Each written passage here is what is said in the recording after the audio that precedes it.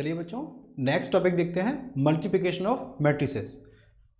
मान लीजिए बच्चों दो मैट्रिक्स दिए हुए हैं, मैट्रिक्स ए, ठीक है,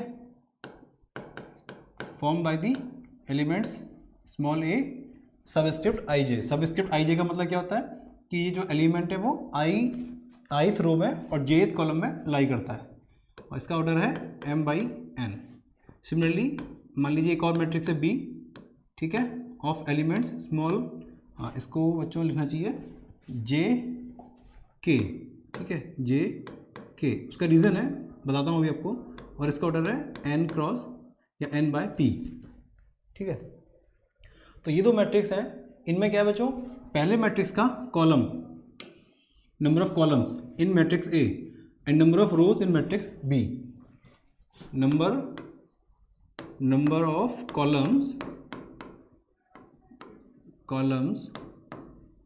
of A is equal to number of rows of B, ठीक है। तो ये इंपॉर्टेंट चीज़ है मैट्रिक्स मल्टीप्लिकेशन के लिए। क्या होता है कि यदि आपको ए बी क्या निकालने जा रहे हैं हम, हमारा टारगेट है मान लीजिए ए बी निकालना है, ए बी या matrix A multiplied with matrix B, ठीक है।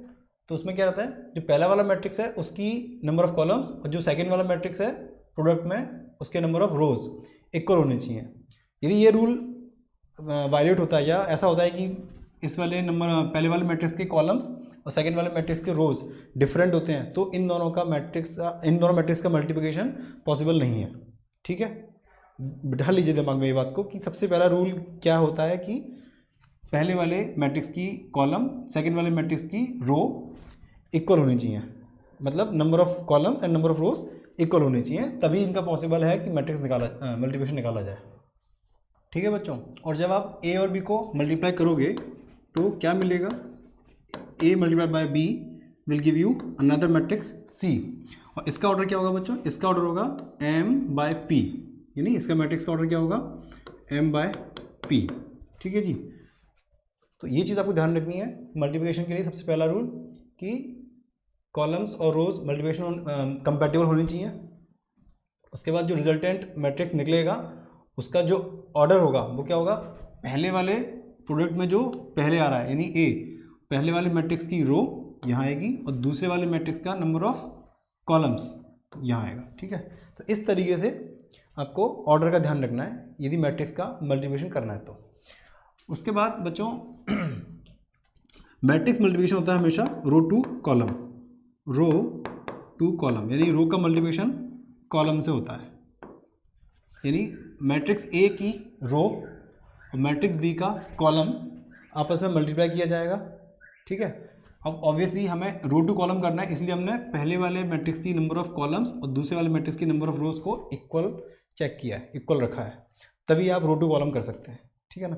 एक रो में क्या होगा, जितने कॉलम्स हैं उतने एलिमेंट्स होंगे, ठीक है, और इसकी एक कॉलम में क्या होगा, जितनी रोज हैं उतने एलिमेंट होंगे। तो यदि ये दोनों बराबर हैं n दोनों में, तभी इनका मल्टीप्लिकेशन कॉम्पैटिबल होगा, यानी मल्टीप्लिकेशन कर पाओगे। एक एग्जांपल के थ्रू समझने की कोशिश करते हैं। देखिए मान लीजिए एक matrix A is equal to लेता हूँ मैं 1 2 -1 0 3 4, ठीक है, और एक और मैट्रिक्स बी लेता हूँ।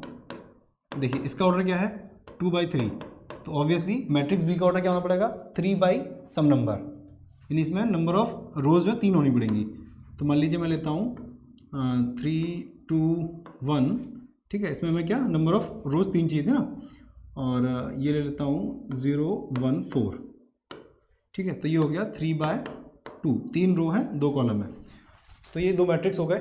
अब ये मल्टीप्लिकेशन के लिए कंपैटिबल है क्योंकि पहले वाले मैट्रिक्स की नंबर ऑफ कॉलम्स और दूसरे वाले मैट्रिक्स की नंबर ऑफ रोज इक्वल है, ठीक है। तो कैसे करते हैं मल्टीप्लिकेशन, देखिए A into B is equal to पहले वाले मैट्रिक्स की पहली रो उठाई और दूसरे वाले मैट्रिक्स की पहली कॉलम उठाई और उनके हर एक एलिमेंट को करस्पॉन्डिंग एलिमेंट से मल्टीप्लाई करके जोड़ दिया। जैसे 1 को किया 3 से, ठीक है, 1 × 3। अच्छा बच्चों ये जो रिजल्ट निकलेगा इसका ऑर्डर क्या निकलने वाला है 2/2। मुझे पहले से मालूम है एडवांस में कि जो रिजल्टेंट मैट्रिक्स निकलेगा ए और बी को मल्टीप्लाई करके उसका ऑर्डर होगा 2/2, ठीक है, बाय दिस डेफिनेशन, ठीक है। यहाँ समझाया ना आपको m और p इस तरीके से। तो देखिए पहली वाली रो को पहले वाले कॉलम के एलिमेंट से इंडिविजुअल एलिमेंट से मल्टीप्लाई करके उनको जोड़ना है। कैसे करना है देखिए, 1 को मल्टीप्लाई करेंगे 3 से, 1 इंटू 3, प्लस 2 को करेंगे 2 से, 2 इंटू 2, प्लस -1 को करेंगे 1 से, तो -1 इंटू 1। ठीक है, ये बन गया रिजल्टेंट मैट्रिक्स की पहली रो का पहले कॉलम का एलिमेंट, यानी पहली रो पहला कॉलम। तो इस वाली रिजल्टेंट मैट्रिक्स की पहली रो और पहले कॉलम का एलिमेंट मिल गया। अब पहली रो और दूसरा कॉलम मल्टीप्लाई करूंगा तो पहली रो के दूसरे कॉलम का एलिमेंट मिल जाएगा। 1 इंटू 0 1, 2 इंटू 1 2, और -1 इंटू 4 -4, -4 और 2 -2। तो पहली वाली रो और दूसरे वाले कॉलम को मल्टीप्लाई किया तो जो रिजल्टेंट मैट्रिक्स है उसकी पहली वाली रो और सेकंड वाले कॉलम का मुझे एलिमेंट मिल गया। ठीक है, सिमिलरली मैं सेकंड रो को फर्स्ट कॉलम से करूंगा। 0 into 3 0, 3 into 2 6, plus 4 into 1 6 plus 4 10। ठीक है, तो सेकेंड वाली रो पहला वाला कॉलम, तो यहाँ भी सेकेंड वाली रो पहला वाला कॉलम।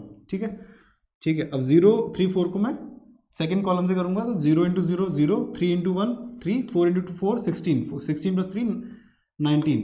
तो ऐसे करके मुझे रिजल्टेंट मैट्रिक्स मिल गया। ठीक है बच्चों, तो रो टू कॉलम आपको ये ध्यान रखना है, मैट्रिक्स मल्टीप्लिकेशन हमेशा रो से कॉलम की तरफ होता है। पहले वाले मैट्रिक्स की एक रो को उठाएंगे और सेकंड वाले मैट्रिक्स के कॉलम को उठाएंगे और मल्टीप्लाई करके इंडिविजुअल एलिमेंट्स का मल्टीप्लाई करके उनको सबको जोड़ के रिजल्ट निकल जाएगा, एक एलिमेंट मिल जाएगा। इस तरीके से ऐसे करके आप सारे एलिमेंट्स निकाल लेंगे। ठीक है बच्चों, तो याद रखने की चीज़ें हैं कुछ, number of columns in A is equal to number of columns in B, और रो टू कॉलम, ये दो चीज़ें आपको याद हैं तो आप मैट्रिक्स मल्टीप्लिकेशन कर सकते हो। इसी को यदि आप मैथमेटिकल लैंग्वेज में कन्वर्ट करके लिखना चाहो तो कैसे लिखेंगे बच्चों, देखिए मान लीजिए A matrix is given by Aij of order m by n and B matrix is given by matrix B Jk of order n by p। ठीक है, और C matrix is given by Cik of order m by p। तो क्या होगा बच्चों, आपको मान लीजिए सी एलिमेंट जो रिजल्टेंट है, आपको ये भी मालूम है कि a into B is equal to C है। ठीक है बच्चों, आपको यदि जो रिजल्टेंट मैट्रिक्स है सी, उसके ith रो और k कॉलम में, यानी i नंबर वाली रो और k नंबर वाला कॉलम का एलिमेंट निकालना है, यानी रिजल्टेंट मैट्रिक्स का i, k निकालना है। तो कैसे निकलेगा, ये निकलेगा मैट्रिक्स A की ith रो है ना, ith रो का मल्टीप्लिकेशन होगा मैट्रिक्स B के kth कॉलम का, kth कॉलम, यानी मैट्रिक्स A की जो i नंबर की रो होगी वो पूरी की पूरी रो, मैट्रिक्स B का जो k नंबर का कॉलम होगा पूरे के पूरे कॉलम के साथ मल्टीप्लिकेशन होगा। मैट्रिक्स A की i रो क्या होगी, i रो होगी ai1, ठीक है, सॉरी A को स्मॉल लिखेंगे ना, ai1 ai2, ठीक है, ai3, और कितने कॉलम है बच्चों, n कॉलम है ना, तो ai4, इस तरीके से करते करते ain, क्योंकि हमारे पास कितने कॉलम है, n कॉलम है।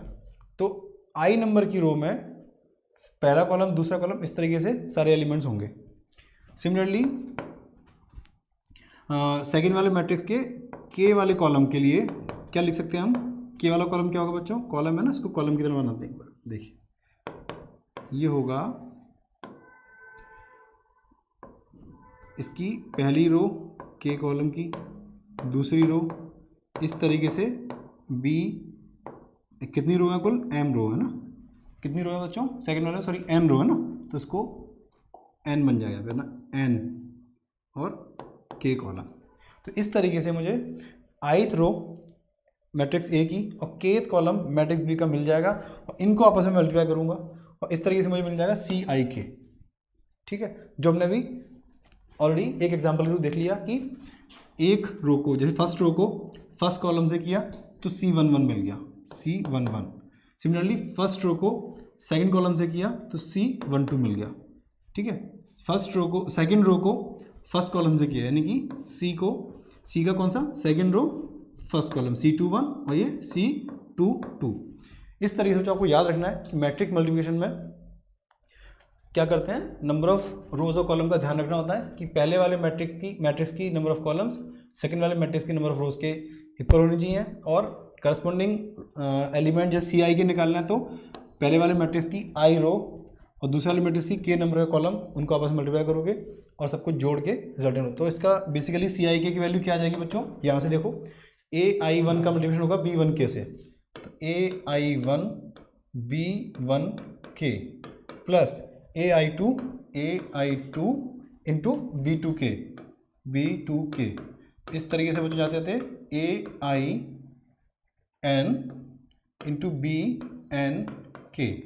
ठीक है, इन सबको प्लस करके मुझे क्या मिल जाएगा, सी आई के मिल जाएगा। ठीक है, यानी कि रिजल्टेंट मैट्रिक्स के ith नंबर की रो kth नंबर कॉलम का एलिमेंट कैसे मिलेगा, इस तरीके से मिलेगा। और यही चीज़ बच्चों आपको मैंने अभी एग्जाम्पल के थ्रू भी समझाई थी, वही हम यहाँ करने वाले हैं। ठीक है, तो इसको याद रखना बच्चों, 2-3 क्वेश्चंस आप प्रैक्टिस कर लो मेरे साथ, उसके बाद आप कंफर्ट लेवल में आ जाओगे और खुद से फिर प्रैक्टिस करके आप अच्छे से इसको कर सकते हो। तो चलिए 1-2 क्वेश्चन कर लेते हैं। मान लीजिए मैट्रिक्स ए है 2 1 3 0 -1 5, ठीक है, और मैट्रिक्स बी है 3 4, ठीक है। इसमें देखिए नंबर ऑफ रोज कितनी है, 3 है, कॉलम कितने हैं, 2 है।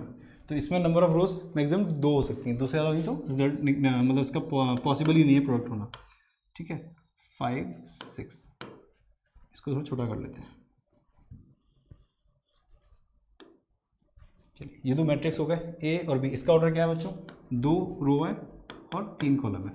तो देखिए पहले वाले की नंबर ऑफ कॉलम्स दूसरे वाले की नंबर ऑफ रो के इक्वल है, तो ए बी पॉसिबल है, ए बी पॉसिबल है। ए बी कैसे निकालूंगा बच्चों, पहली रो दूसरा कॉलम, तो 2 × 3 6 प्लस 4 × 1 4, तो 10 आ गया। पहली रो दूसरा कॉलम, सॉरी हाँ, पहली रो दूसरा कॉलम ये वाला ना, 2 × -1 -2 प्लस 0, तो -2 आ गया। और पहली रो तीसरा कॉलम, तो 5 × 2 10 प्लस 6 16। तो इस तरीके से बच्चों पहली रो का जो रिजल्टेंट मैट्रिक्स है उसकी पहली रो निकल के आ गई मेरे पास। ठीक है, देखिए अब सेकंड रो को एक एक करके तीनों कॉलम से मल्टीप्लाई करूंगा, 3 × 3 प्लस 4 × 0, तो 9, 3 × -1 तो कि -3, ये -3 है ना, -3। सिमिलरली 3 × 5 15 और 0 × 6 तो हो गया 15। होपफुली बच्चों समझ में आ रहा है आपको। इसका रिजल्टेंट देखो बच्चों क्या निकलेगा, 3/3 का मैट्रिक्स निकलेगा। ठीक है, 3/3 का निकलेगा। और फाइनल जो लास्ट रो है -1 5, उसको मैं तीनों कॉलम से करूंगा तो क्या आएगा, रो 2 कॉलम -1 2 3 -3 प्लस 20, तो 17। -1 × -1 1, 0 2 5 0 हो गया ना, तो -1 × 5 -5 और 6 5 30, तो 25। तो this is the A B.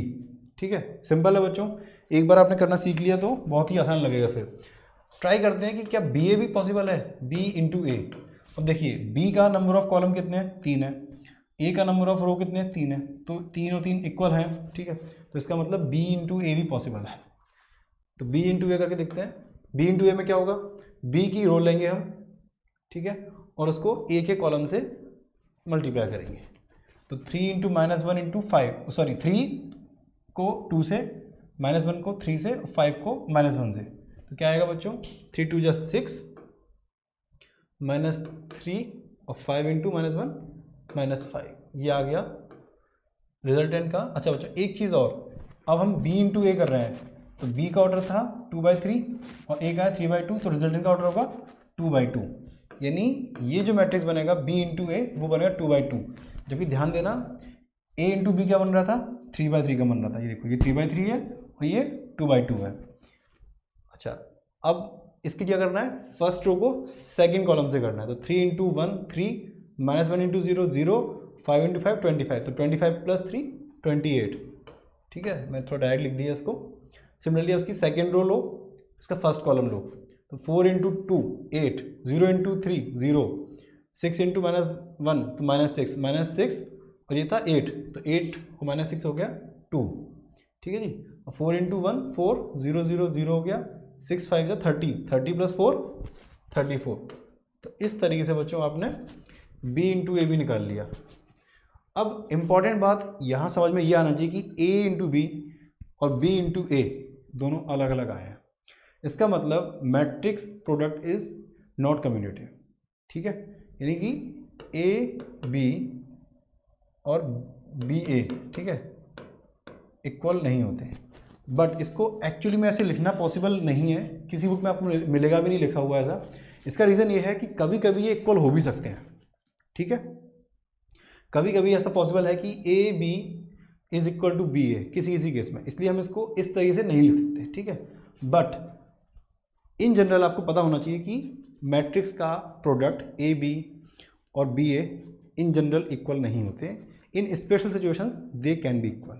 दूसरी बात ये कि मान लीजिए यदि ये 3/2 ना होके यदि इसका ऑर्डर होता, मान लीजिए एक ऐसा मैट्रिक्स होता जिसमें पहले वाले मैट्रिक्स की नंबर ऑफ कॉलम्स दूसरे वाले मैट्रिक्स की नंबर ऑफ रो तो इक्वल है, लेकिन इसकी जो रो है, इसका जो कॉलम है वो इक्वल नहीं है, तो इसका मतलब ए बी तो पॉसिबल है, कंपेटिबल है, लेकिन बी ए कंपेटिबल ही नहीं है, यानी बी ए को आप निकाल ही नहीं सकते।